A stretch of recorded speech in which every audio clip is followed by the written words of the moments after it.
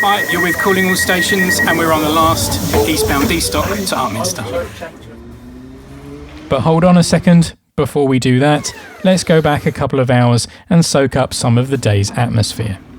I'm at Tower Hill, meeting fellow enthusiasts Emily, Charlie, Louis and Tim. There's already a sense of occasion. Tim gets papped by local news as there's a growing buzz about the trip on social media. We catch the final D in service as it makes its way down to Richmond.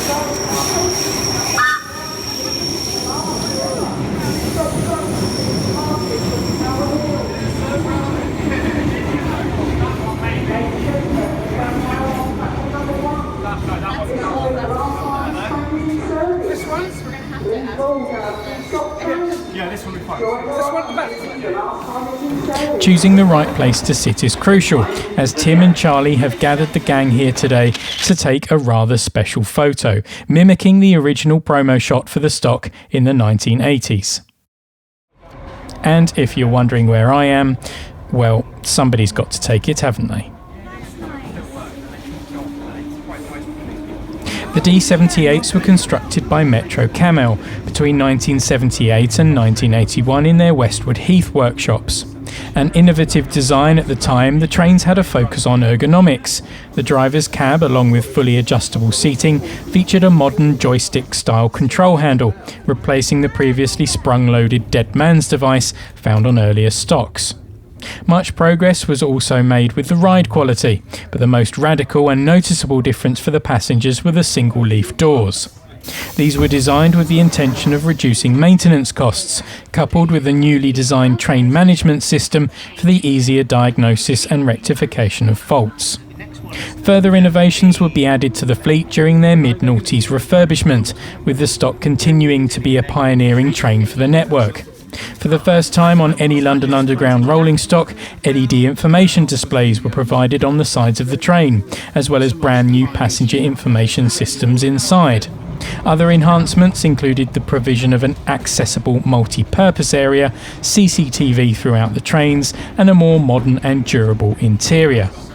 It is in this condition that the trains lasted, until the first was withdrawn in January 2015, following the rollout of the new S-stock.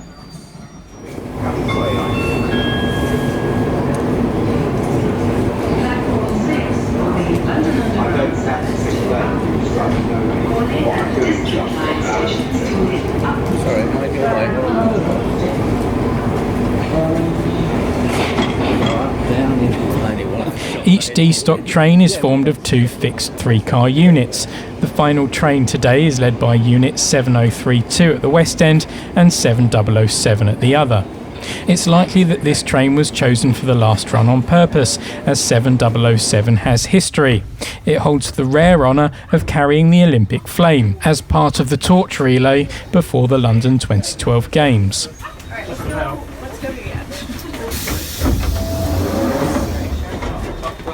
This is Richmond, where this train terminates.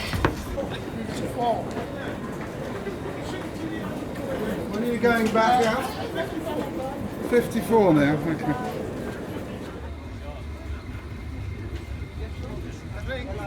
At Richmond, the train is met by eager enthusiasts, journalists and vloggers keen to grab a few more snaps before jumping on board for the train's final trip. And look who's arrived. The crew have arrived!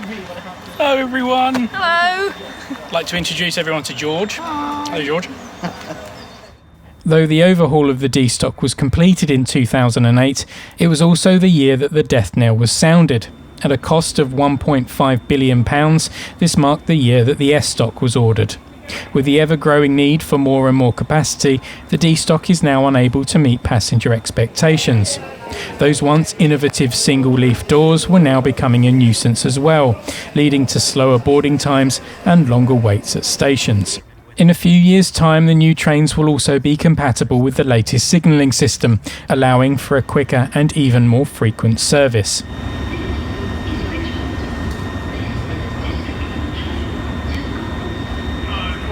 All aboard! This is the last D-stop service from Richmond after 37 years on its way back front meter for the last time. Thank you. Final doors. With everybody on board, it's time to get a few thoughts. Oh, well, it's quite sad to see it go, I suppose, isn't it? I'm sad to see it go. I have to say, I haven't been on them that much because I've never really lived around the district line. Despite social media things that have been said today, I don't like the D-stock. I have very fond memories of the D-stock because my best friends lived in Upminster. They've had a good innings, I think, and seems to be retiring a little prematurely, so I thought I'd come for the last ride. I found myself on this train quite a lot when we used to go into London when we were teenagers, and we came in by the D-stock and it took forever. They are clunky, outdated, outmoded. And it's so big, because I lived on the central line, so because they were quite small trains, and this always felt so big and roomy, and I always thought it reminded me a little bit of the films I've seen of the New York subway, because it had that sort of big, airy look to it. And hallelujah, it's the last one, and we've got the new S-stock, which aren't great trains, but we've got the S-stock from now on, we're going to be great. Hashtag S-stock ahead. They're being replaced by modern things, but it's great to be on the last one. It's quite a momentous occasion, isn't it? So is that it for the D-stock? Well, not quite. There may yet be opportunity to ride on the D78 again, but it certainly won't be on the London Underground. Viva Rail have purchased the majority of the redundant rolling stock and propose to recycle the trains and refit them with underfloor diesel engines. They will then find work on the National Rail network as a cheaper alternative to expensive new build trains. 2 further trains are also going to be retained by London Underground for engineering use. The D-stock is probably more ingrained into the consciousness of Londoners than they realise. Coupled with the aforementioned Olympic glory, these units have also made cameo appearances in EastEnders and had dramatic plot lines set about them in the BBC's Sherlock. So even though they may appear to be somewhat of an unsung, perhaps a little underloved workhorse, they've certainly had their moment in the spotlight.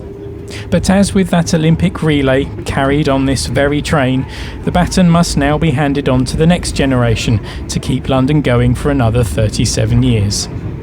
As we prepare to duck out at Bromley-By-Bow to get one last shot, I'd like to thank Jack Gordon for writing the script for today's video and for so excellently coordinating the internet with timetables and service updates. Thanks also to Victoria Hastings, David Harper and Louis Jolly for helping with some of the camera work, and of course accompanying Louis in that historic photo was Tim Dunn, Emily Pullum and Charlie Monroe. After leaving us, the train will continue to Upminster before one final westbound journey through the city to Ealing Broadway.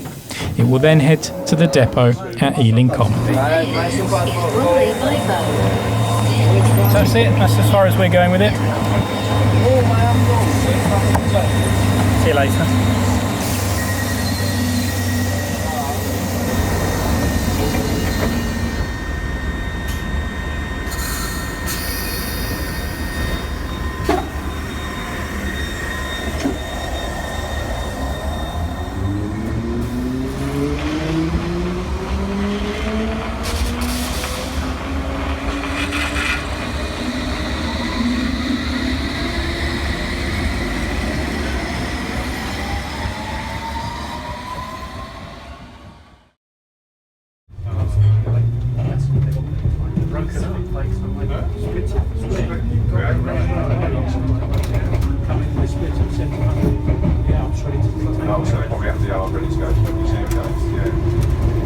The next station is Stamford Bridge.